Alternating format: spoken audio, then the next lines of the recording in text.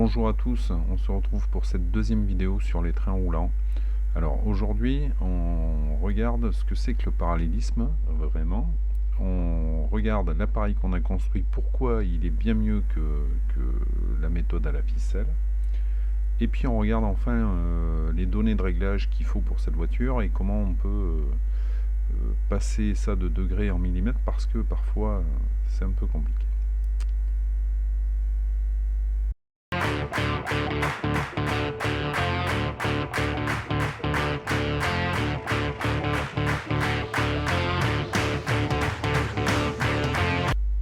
Alors, ici est représenté les trains roulants d'un véhicule. On a en gris les jantes, en bleu les pneus, le volant, l'essieu avant, l'essieu arrière. Ok, très bien. Donc voilà ce qui se passe en fait quand on met une valeur de parallélisme sur un train avant. Alors en l'occurrence ici, les roues ferment vers l'avant. Donc c'est ce qu'on appelle du pincement. Hein. Voilà, donc c'est un peu compliqué, on met du pincement, en fait on en met assez peu, mais on en met un peu pour que le véhicule soit bien guidé. C'est ça l'idée en fait des réglages des trains, c'est de générer des efforts sur les pneus pour que le véhicule soit guidé. Donc il en faut un petit peu. En réalité, si on regarde que le train avant maintenant, le parallélisme c'est un angle, comme tous les autres angles du train avant, hein, la chasse, le carrossage, etc. C'est l'angle qui est formé par le plan des jantes. Voilà. L'angle alpha là que l'on voit, eh bien c'est l'angle total de parallélisme. Alors évidemment, pour nous des fois c'est bien plus pratique, au lieu de mesurer un angle, de mesurer en millimètres l'écart qu'il y a entre l'avant des jantes et l'arrière des jantes. Je m'explique, voilà ce que c'est que la définition du parallélisme. On a la distance à l'avant des jantes avant et la distance à l'arrière des jantes avant.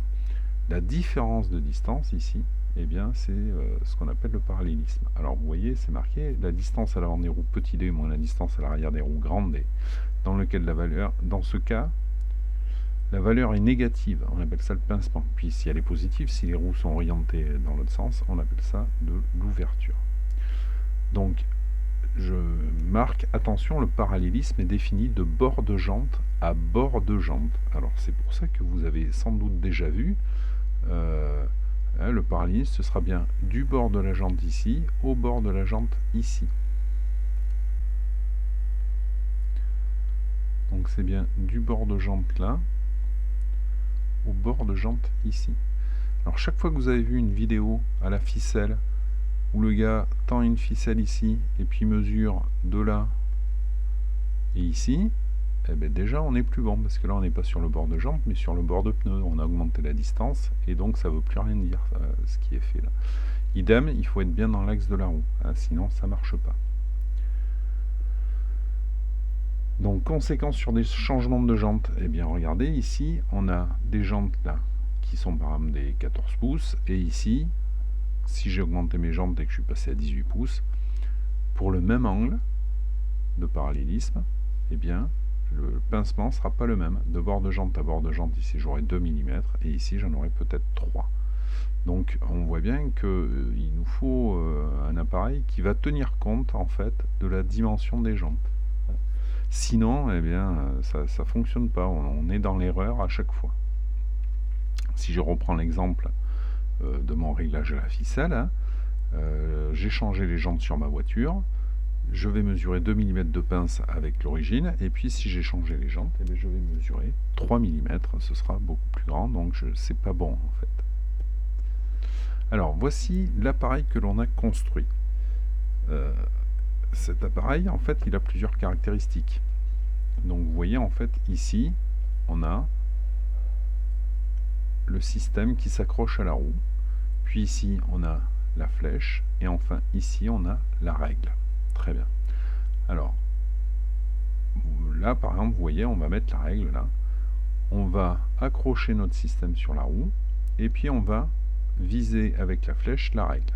On mettra notre vernier à 0. Et ça nous fera notre premier point de repère. On change l'appareil de roue, on le met de ce côté, On fait pareil, on vise la règle, on met le deuxième vernier à 0, et puis voilà, on a défini une distance ici. On passe la règle à l'arrière. Alors vous voyez nos deux zéros qu'on a fait à l'avant. À l'arrière, on vient mettre la règle. Alors on ne touche plus le vernier là, hein. C'est la règle entière qu'on déplace pour que la flèche soit en face du 0. Et quand je mets mon appareil sur la dernière position, alors à ce moment-là, ce que je mesure là, eh bien c'est la valeur du parallélisme, hein, puisque j'avais fait mon 0 là quand j'étais à l'avant, et ici, eh bien je mesure la valeur de mon parallélisme. Voilà. Donc cet appareil, il a plein d'avantages, hein, parce que vous le voyez, comme en fait c'est toujours le même appareil, si ici ma règle est pas vraiment bien à 45 degrés, eh bien c'est pas grave. Parce que l'erreur que je fais ici, ou alors si mon bout de bois là que j'ai coupé pour faire le support là, il n'est pas complètement d'équerre, c'est pas grave. L'erreur que j'ai ici, elle est reportée là, et puis elle s'annule à l'arrière. Hein. Si j'avais 2 mm à l'avant, mais j'ai 2 mm à l'arrière, donc ça s'annule en fait. Très bien. Vous m'avez vu dans la vidéo mesurer là, j'avais mesuré la longueur de la règle pour que cette longueur de règle soit égale à 3 fois le diamètre de jante. D'accord? Donc ma règle, c'est 3 fois le diamètre de la jante. Alors pourquoi 3 fois? Eh bien vous allez comprendre. Donc en fait c'est 3 fois ici, et puis en arrière c'est aussi 3 fois. Donc en fait là, j'ai fait 6 fois la jante. Pourquoi je fais ça en fait? Eh bien c'est pour avoir une précision plus élevée. Ici là, mettons que ma roue aurait 1 mm de pincement.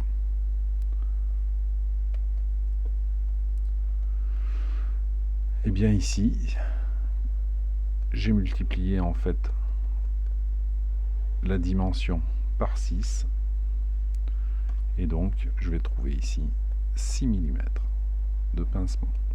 Ça tombe bien parce que si vous vous souvenez bien, le vernier là, eh bien quand je l'ai fabriqué, la distance entre chaque graduation, elle est de 6 mm.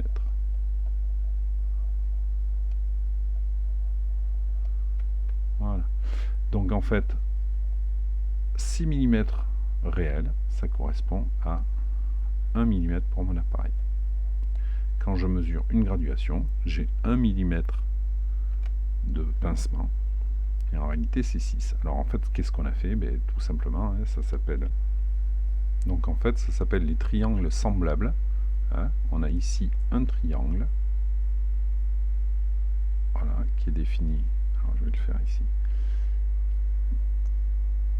Là, c'est le diamètre de la jante.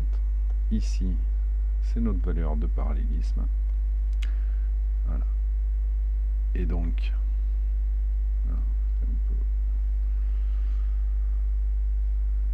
là j'ai 1 mm, là j'ai mon diamètre de jante. Très bien. Et moi ce que je veux, eh bien ici, j'ai multiplié mon diamètre de jante par 6, je multiplie ma valeur par 6. C'est des triangles semblables. En fait, le théorème de Thalès, on agrandit notre triangle pour que la mesure soit plus facile.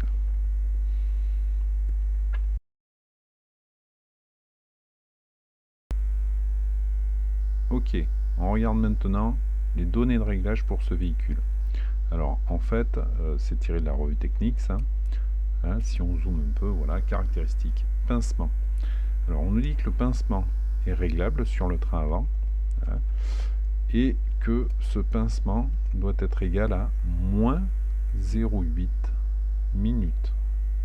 Alors, du pincement négatif, ben déjà c'est de l'ouverture, ça s'appelle ça. D'accord? Donc là, il ne faut pas se faire avoir. À l'arrière du train, pincement réglable, 11 minutes. Vous voyez, il n'y a pas de moins, c'est un plus. Donc ici, c'est du pincement à l'arrière. À l'avant, c'est de l'ouverture qu'il va falloir mettre. Moins 8 degrés. Très bien. On fait une petite digression. Moins 8 degrés, moins 8 minutes, hein, c'est ce qu'on a vu. Donc en fait, ce qu'on a vu, nous, c'est 8 minutes. Ok, très bien. On va écrire en noir, peut-être ce sera plus sympa. Alors 8 minutes, en fait, nous, ce qu'on veut savoir maintenant, c'est combien ça fait en millimètres sur ma jante. Hein. Et là, il va falloir faire un peu de calcul. 8 minutes, ça veut dire 0 degré et 8 minutes. Ok, très bien. Pour transformer ça en millimètres, il va falloir passer par de la trigonométrie. Donc, en fait, 8 minutes,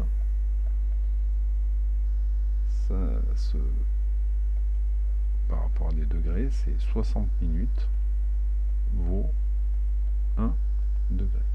Donc là, on fait un produit à 1 croix, 1 fois 8 minutes divisé par 60, et on trouve 0,133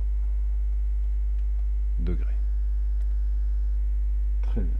Alors maintenant, si je fais ma jambe comme ça, et puis ça c'est mon pneu, ce que je cherche, moi, on va le faire en rouge, c'est la distance de bord de jante à bord de jante. Autrement dit, c'est cette distance-là, le parallélisme. Et puis ici, on a le diamètre de la jante. Ok. Alors moi, mes jantes, elles font 18 pouces. On sait qu'un pouce, c'est 25,4 mm. Donc là, on va avoir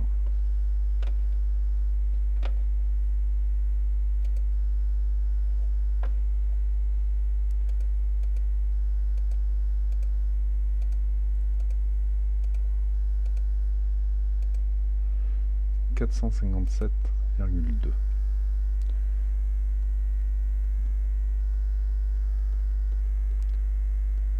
Ok, millimètres. Ça, c'est ma cote ici.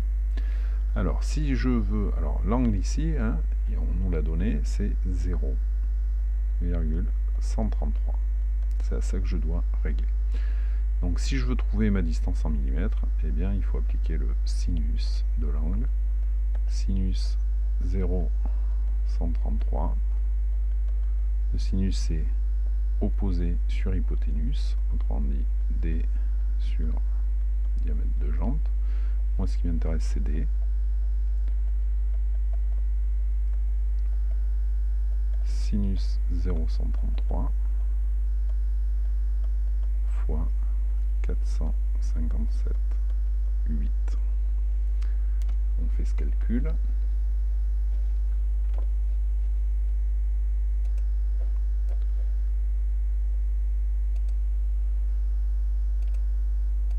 Sinus 0.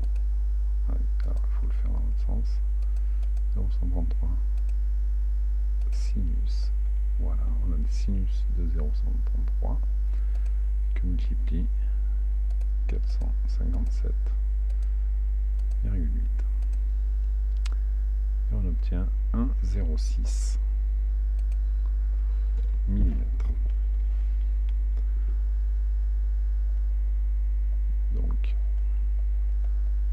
1,06 mm. Autrement dit, là, notre valeur de parallélisme, c'est 1 mm. 0,6, ça va être compliqué. Alors, et c'est pas du pincement, puisqu'on a vu tout à l'heure que c'était moins, donc c'est 1 mm d'ouverture. Pour vous montrer que ça marche, là, ce que je viens de faire, j'ai trouvé en fait un autre document qui parle du parallélisme. Alors, je vais vous l'afficher. Ce document, vous voyez,